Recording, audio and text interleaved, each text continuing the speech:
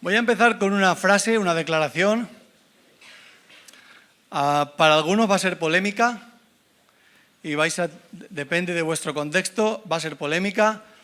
Entonces, frenaos un poco, dejadme que explique un poco, que le dé contexto y ya después, si no estáis de acuerdo, no pasa nada, ¿vale? Vamos a ser amigos igual. Ahí va. La Biblia más el Espíritu Santo es igual a la palabra de Dios. Es una operación matemática. La Biblia más el Espíritu Santo igual a la palabra de Dios. Dos factores. No hemos dicho que la Biblia es la palabra de Dios. No, hemos dicho que la Biblia más el Espíritu Santo es igual a la palabra de Dios. A mí, para entender esto, me ayuda a acordarme de Jesús. Jesús era totalmente hombre y totalmente Dios. Tenía dos naturalezas. ¿Por qué? Porque necesitaba conectar dos realidades, ¿no?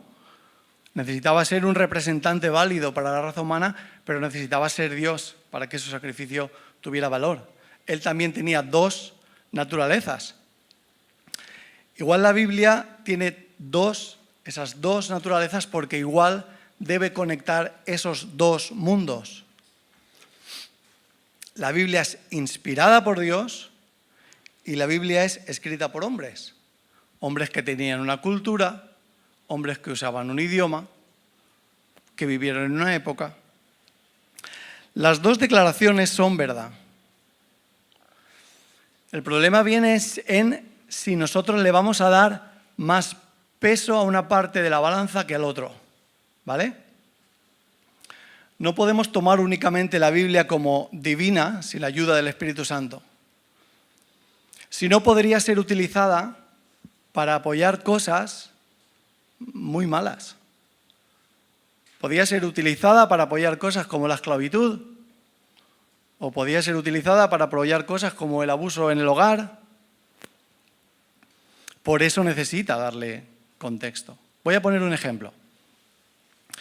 Imagínate que tú tienes que hacer una construcción que vas a edificar y tú tienes que poner lo más sólido, lo más robusto, lo tienes que poner en la base, ¿vale? Vale, yo te digo, Dios es amor. Esa declaración engloba tanto, es tan grande, dice tanto que tú la puedes poner en la base. Dios es amor, habla de cómo Dios es. ¿De qué se compone? Dios es amor. Yo ahí encima puedo poner otra declaración. Amaos los unos a los otros. Y encima de esa, por amor, puedo poner otra. Puedo poner, someteos los unos a los otros en el amor de Cristo. Y ya al final de todo, son como que cada declaración tiene un radio de influencia o de alcance. Ya encima de todo puedo decir, las casadas estén sujetas a sus esposos como al Señor. Eso también puede. Todo lo dice la Biblia, ¿eh? Vale, ¿dónde viene el problema? Si yo cojo esta construcción y le doy la vuelta y le doy más valor a la última declaración que a la primera declaración. ¿Me he hecho entender? Tampoco podemos la Biblia tomarla como un libro de historia, de ciencia, de ética. Si tomamos la Biblia como algo divino sin la ayuda del Espíritu Santo, podemos pensar que es un libro perfecto en sí mismo. No podemos usarlo como un libro de ética. Os voy a decir por qué. Imaginaos que queremos tomarlo como un libro de ética sin la ayuda del Espíritu Santo. Vale. ¿Qué te parecería si yo te dijera que la Biblia apoya la mentira, incluso que Dios la recompensa? ¿A qué no te lo creerías? Pues sí, sí. Acuérdate cuando Dios recompensó a las parteras porque le mintieron a Faraón diciéndole que llegaban tarde. ¿Te das cuenta si yo cojo eso y lo saco de ahí? ¿Puedo tomarlo como un libro de ética? No. ¿Puedo tomarlo como un libro de ciencia? No, la Biblia dice que la liebre es un animal rumiante. Y no lo es.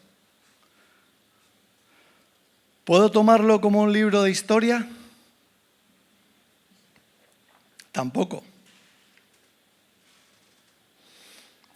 Me acuerdo del libro de Jonás. Para algunos el libro de Jonás no puede ser una historia real. Muchos datos no les coinciden. No les coincide el tamaño de la ciudad, no les coincide el hecho de que todos los profetas contaban una historia, pero en este caso la historia es lo que a él le pasó. No les coincide que tuviera oxígeno dentro del pez 3 días y bueno, entonces ahí pues los expertos, los teólogos, que ya veréis a lo largo de la prédica que les tengo un poco de manía, ahí no se deciden si es un mito, una alegoría, una parábola. Vale, pero Jesús habló de esta historia. Jesús habló de esta historia.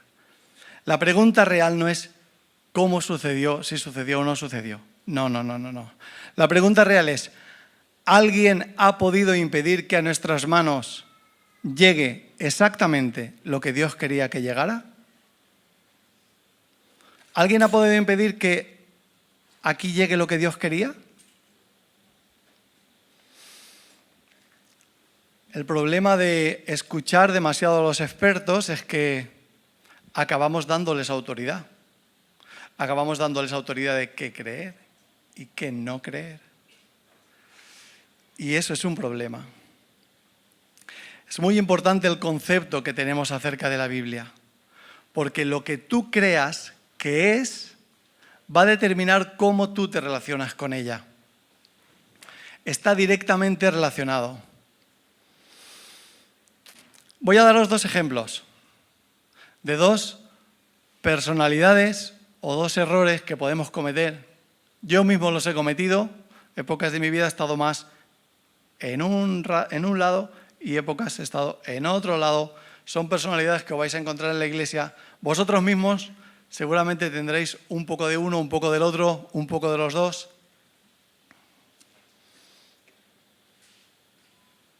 Pero te vas a tropezar seguramente con el teólogo, con el experto, con el sabio.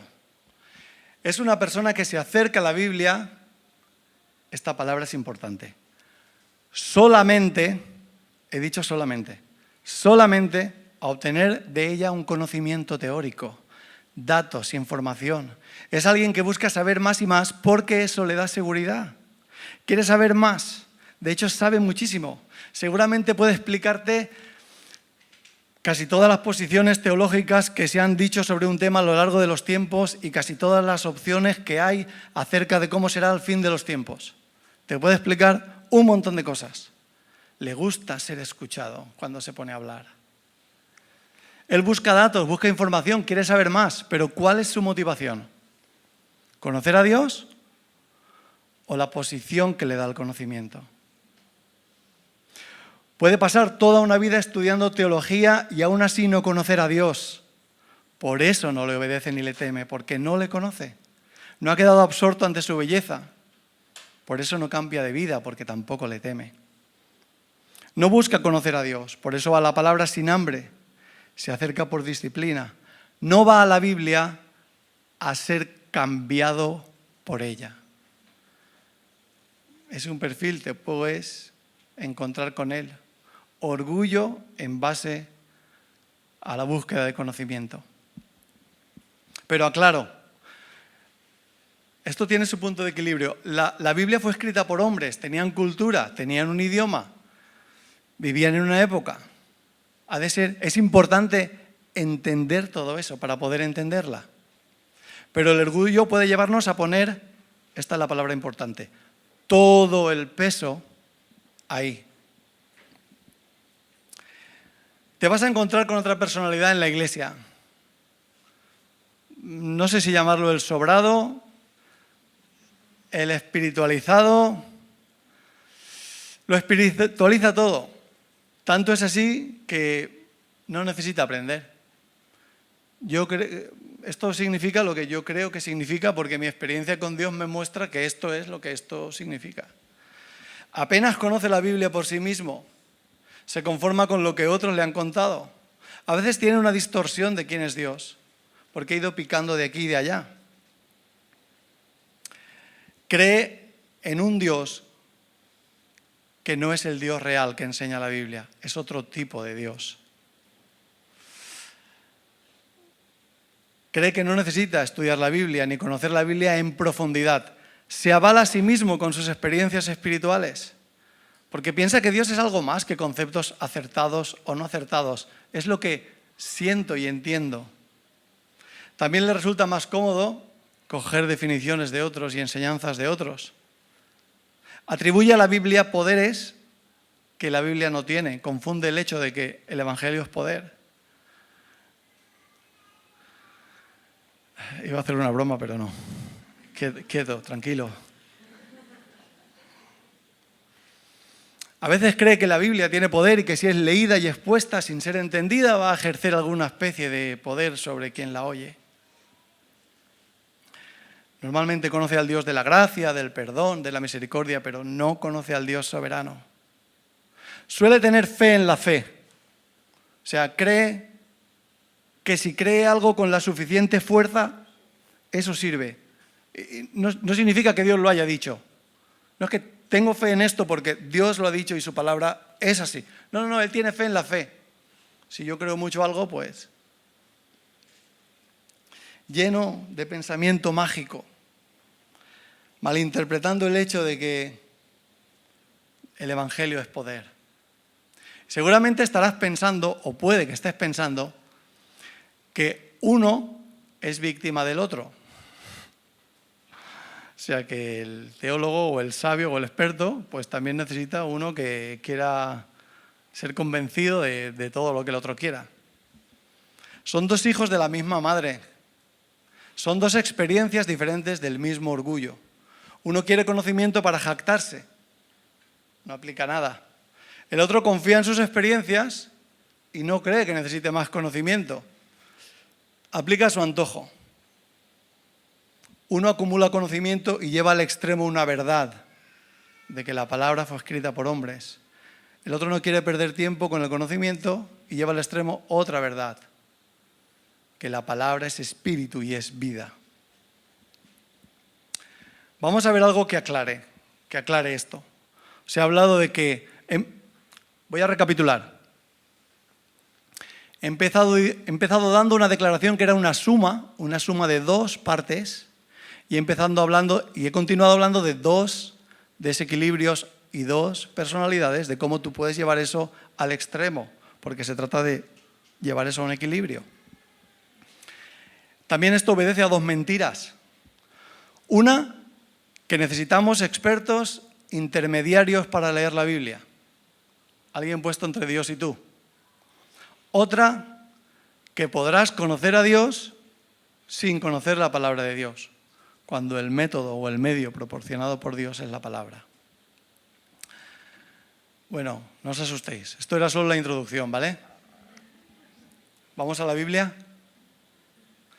Bueno, os invito a abrirla, a leerla, a encenderla si queréis.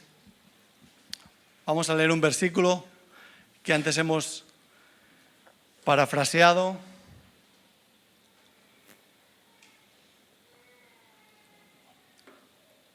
Segunda de Timoteo 3:16. Toda la Escritura es inspirada por Dios y útil para enseñar, para redarguir, para corregir y para instruir en justicia.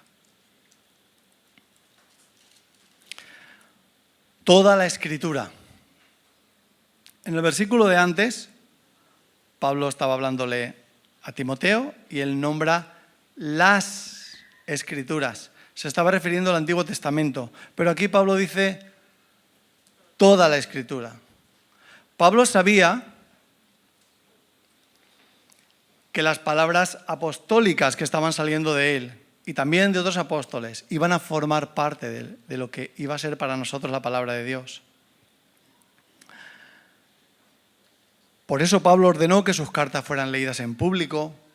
Por eso Pablo se refirió a sus escritos como la palabra de Dios. Él tenía una revelación profética de lo que iba a pasar. Vale, y aquí dice es inspirada por Dios. No es inspirada como una musa inspira a un artista. O sea, es un artista admirando la belleza de una musa, se va cargado de belleza y después él es capaz de expresar esa belleza. No es inspirada así. No, la palabra en el original es más exhalada, respirada, soplada. Esta palabra es soplada por Dios. ¿Os acordáis de algún otro sitio que diga la Biblia que Dios sopló aliento de vida? Toda la Escritura es inspirada por Dios. Sale de Dios. Es algo que está dentro de Dios y que sale. No dice que inspiró al profeta que la escribió. No. Él le dio vida a la palabra que salía. Sale de Dios. Es que eso implica muchas cosas. Eso significa que la palabra de Dios, que la Biblia, es revelación de Dios. Significa que Dios ha querido darse a conocer. Significa que Dios ha querido darse a entender, ha querido explicarse, ha querido acercarse, ha querido revelarse. Vale. Y si significa eso, yo te pregunto, ¿puede ser que Dios no lo haya logrado? ¿Puede ser que Dios quiera dársete a conocer a ti y no lo haya hecho? ¿Que lo haya hecho mal? ¿Que no haya tenido un buen método? ¿Puede ser? No puede ser. Dios es perfecto en todo lo que hace. Dios ha querido darse a conocer. Jesús. Aclaro, esto es súper importante. No vamos a quitar a Jesús del trono y poner a la Biblia. No. Jesús estuvo aquí solo 30 años, 33 años en este mundo. Vale, ¿dónde queda lo que hizo, su vida? ¿Dónde está aquí? Puede ser que Dios quiera expresarse, darse a conocer, revelarse. Revelar es destapar algo que está tapado. ¿Y no use un buen método? No puede ser. Vale, entonces yo te pregunto, ¿eso debe de significar que la Biblia es suficiente? ¿No? Y que no necesita un intermediario. ¿Necesitas un experto para que te aclare la Biblia? A la luz de lo que estamos viendo, ¿qué piensas? ¿Es la Biblia suficiente? ¿Es el medio que Dios escogió? ¿Es lo que Dios hizo? Sale de Dios. Tiene que ser suficiente. Por eso únicamente debemos entregarle la autoridad final de qué creer a la Biblia. No un experto que nos diga qué creer y qué no. Voy a daros un ejemplo. Vamos a imaginar que yo estoy en mi casa y estoy leyendo un libro de Juan Calvino. Y no lo entiendo. O sea, si quieres prueba y verás. Y no lo entiendo. Pero no pasa nada. ¿Por qué? Porque le he invitado esta tarde a tomar café. Viene a mi casa, se sienta a mi mesa, lo tengo enfrente y le digo, Juan, macho, es que no entiendo lo que querías decir aquí. Y él entonces empieza a explicarme. Te puedo asegurar que yo me levanto de ese café sabiendo a qué se refería. ¿Sí? Vale, pues lo mismo pasa con el Espíritu Santo. Portas dentro al escritor de esto. No necesitas un intermediario. Por eso dice 1 de Juan 2:27, la unción que recibisteis de él permanece en vosotros y no tenéis necesidad de que nadie os enseñe, porque la unción misma os enseñará todas las cosas. Pero ahora, tú que eres muy sagaz, ¿vale? Alguno, no sopléis, tranquilos, no os asustéis. Estarás pensando, oye, ¿y cómo encajo esto con el hecho de que Dios mandó un ministerio quíntuple a la iglesia y dijo que Él enviaba apóstoles, pastores, evangelistas, profetas y maestros para cuidar a la iglesia? Si el don de la enseñanza es un don que Dios le dio a alguien, ¿cómo encajo todo esto? Bueno, vamos a suponer que tú lees un texto de la Biblia y entiendes, y lo que tú entiendes de ese texto es lo mismo que entiende la mayor parte de gente de tu comunidad, tu pastor, incluso maestros que Dios le ha dado a la historia. Ves el cristianismo histórico y todos le dan el mismo sentido que tú le das a ese texto. Bueno, no pasa nada, va bien. Pero vamos a suponer que tú lees ese texto y tú crees que significa otra cosa.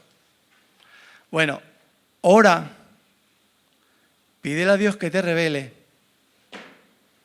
dale vueltas, porque pueden estar pasando dos cosas.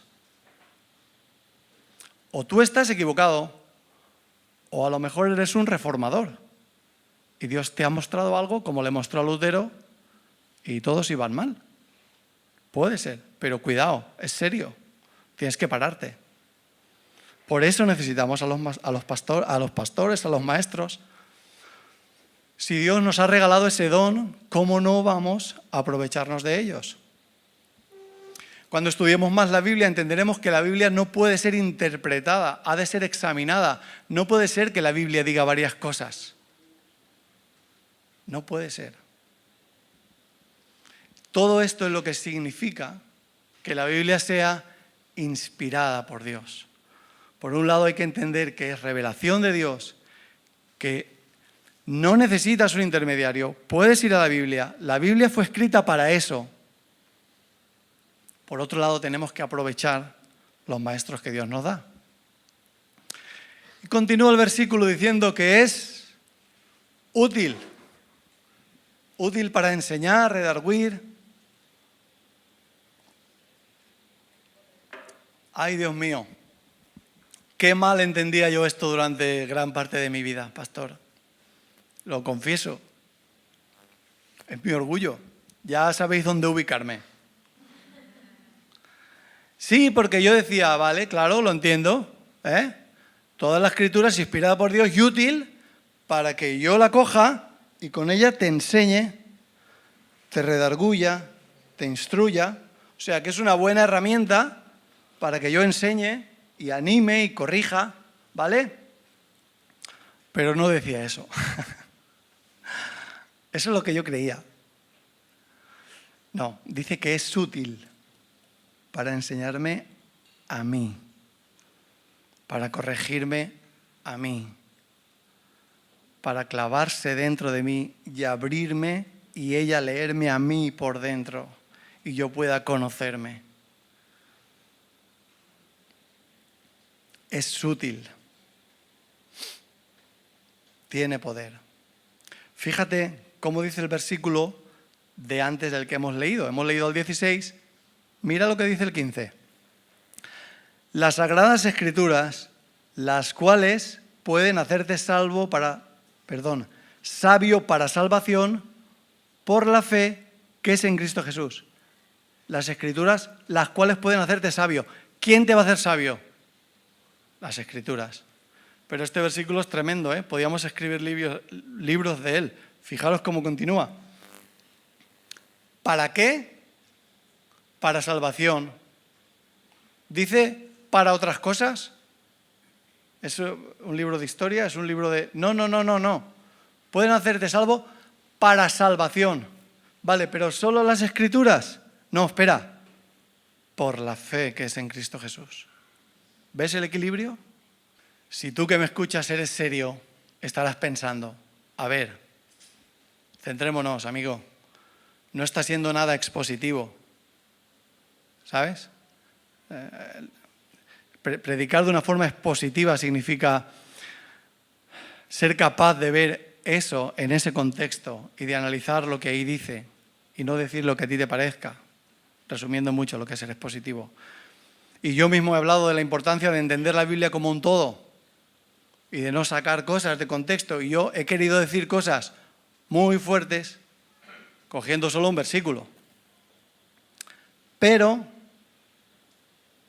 déjame que te diga que Timoteo, igual que Tito, son las cartas pastorales, cartas que están escritas con un propósito, con el propósito de un pastor veterano, Pablo, explicarle a pastores jóvenes cómo dirigir iglesias y cómo enseñar la palabra. Pero el capítulo que hemos leído, capítulo 3, todo el capítulo, Pablo le está diciendo a Timoteo, cuidado, cuidado que en los postreros tiempos van a aparecer hombres que dice que van a tener apariencia de piedad, pero van a enseñar cosas para ellos crecerse, ¿vale? Para jactarse. Cuidado. O sea que estamos en los libros correctos y tocando el punto donde habla del tema correcto. Voy a leerlo. En los postreros días vendrán tiempos peligrosos. Habrá hombres amadores de sí mismos, avaros, vanagloriosos, soberbios, sin afecto natural, amadores de los deleites más que de Dios. Tendrán apariencia de piedad, pero negarán la eficacia de ella. O sea, si miras su vida no va a ir en línea de lo que están diciendo. Cuidado, Pablo, cuidado, Timoteo. Y justo en todo el capítulo aparecen las dos personalidades que hemos descrito. También aparecen las víctimas de estos engañadores. Y habla de ellas diciendo que son gente que quiere creer conforme a sus deseos. Que, bueno, ellos quieren creer lo que quieren creer. Aparece todo en el capítulo este. Y al final, ya Pablo le dice, bueno, pero espera, te voy a decir, vamos a leerlo, versículo 10. Ahora te voy a decir cómo sí hay que hacerlo, cómo sí hay que acercarse a la palabra. Y todo lo que vamos a leer, ¿sabes qué es? Todo, ¿sabes qué se destila al final de lo que vamos a leer? Cuando Pablo le está diciendo, mira, esta es la manera. Pues mira, se destila que todo tiene que acabar repercutiendo en la vida, en la manera de vivir. Todo va ahí. Mira, versículo 10. Pero tú has seguido mi doctrina, conducta, propósito, fe, longanimidad, amor, paciencia. Tú me has visto como ejemplo, longanimidad, eso es como una paciencia que no tiene fin. Has visto lo paciente que soy con vosotros, has visto cómo os amo. Tú lo has visto, has vivido conmigo. Versículo 11, mira mis persecuciones. Versículo 14, no olvides de quién lo has aprendido. Lo has aprendido de mí, pero también hace referencia, y lo sabemos por la Biblia, que él aprendió la Biblia de pequeñito, de su madre y de su abuela. No olvides de quién lo has aprendido. Vale, ¿cuál es el argumento que está usando?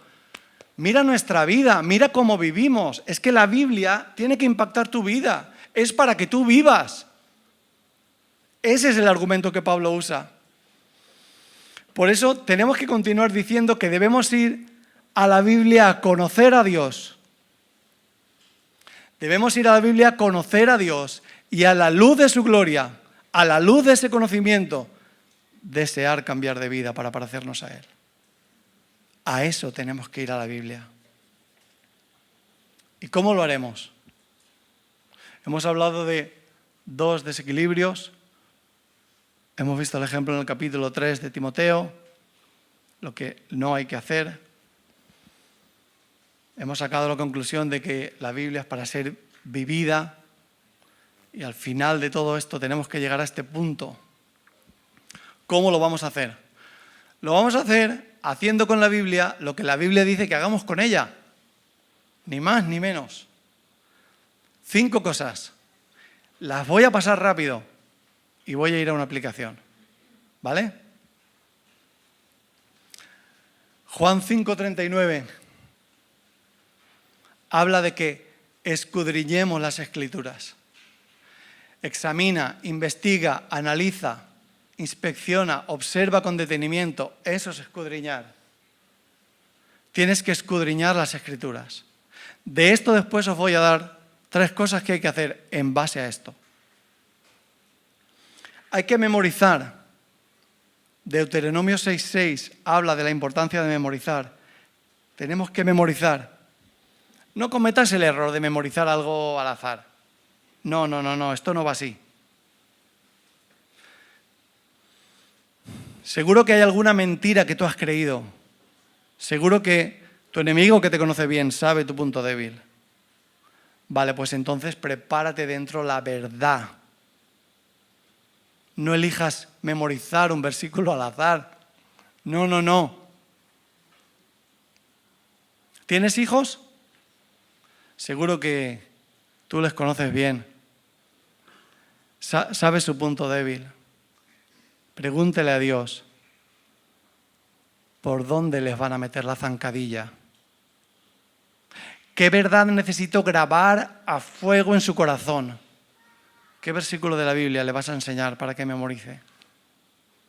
Memorizar la Biblia. Meditar en ella. El Salmo 1 nos dice que meditemos en ella. Te voy a dar un consejo muy práctico. Léela por la mañana. ¿Por qué? Porque tienes el resto del día para volver a ella. Vuelves a ella, la vuelves a pensar. ¿Qué significará esto para mí? Déjala que dé vueltas por dentro de ti. Vuelve a ella intencionalmente, a lo que has leído en la mañana. Vuelve a ella. ¿Qué hago con esto, Señor? Medítala. Dice Josué 1:8 que hablemos con ella. Que hablemos, que la tengamos en la boca. De la abundancia del corazón habla la boca. Tenemos que juntarnos con nuestros hermanos porque nos caen bien, porque son simpáticos, porque nos divertimos, genial, porque son del mismo equipo de fútbol, lo que queráis. Pero lo que nos hace hermanos es lo que Jesucristo hizo. Cuando nos juntemos, hablemos de qué está pasando en nuestra relación con Dios. Alimentémonos con testimonios. Seguramente que si tú has sembrado una semilla de fe, si tú has tenido fe, Dios ha obrado. Cuenta ese testimonio. Anima a tu hermano. Habla de lo que Dios está haciendo. Hablarla. Y adora con ella. Colosenses 3:16. Muchas veces necesitamos la Biblia para expresarnos porque nos faltan palabras. Para adorar a Dios, para cantar, para orar. Y eso vas a poder encontrarlo en la palabra. La vas a poder usar para adorar. He dicho 5 cosas: estudiar, memorizar, meditar, hablar y adorar. La Biblia es para ser vivida, no para saber teóricamente. Tienes que leer la Biblia. No necesitas intermediarios. El Espíritu Santo es suficiente. Da igual si tienes 11 años o 70 años. Da igual si tienes mucho nivel cultural o poco. Da igual. La Biblia, Dios la diseñó para eso. Dios la diseñó para revelarse a ti. Ha de ser estudiada y entendida y aplicada por el Espíritu Santo para que ese conocimiento se convierta en revelación. Voy a darte 3 consejos en base a los errores que no debemos cometer, en base a para qué sirve la Biblia y cómo la debemos usar. Te voy a dar 3 consejos sencillos. Mejor la calidad que la cantidad. Mejor la calidad que la cantidad. Lee poco. No pasa nada. Lee poco. Pero llévatelo. Profundiza. Medítalo. ¿Qué significa para mí? Deja que dé vueltas por dentro de ti. Que se pasee por dentro de ti. Ves a la palabra a buscar qué tienes que cambiar. Ves a la palabra a buscar qué tienes que cambiar en tu vida. No tiene ningún sentido adquirir conocimiento acerca de Dios si no te vas a dejar invadir por su belleza y a la luz de eso querer cambiar para parecerte a Él. Consejo número 3. Pon todo tu esfuerzo en cambiar, no en entender. Mejor la calidad que la cantidad. Ves a buscar qué tienes que cambiar y que todo tu esfuerzo vaya en cambiar. Cada día proponte cambios. ¿Qué quieres que cambie, Señor? Cada día ves a la palabra buscar qué tengo que cambiar, qué hago con esto que acabo de leer.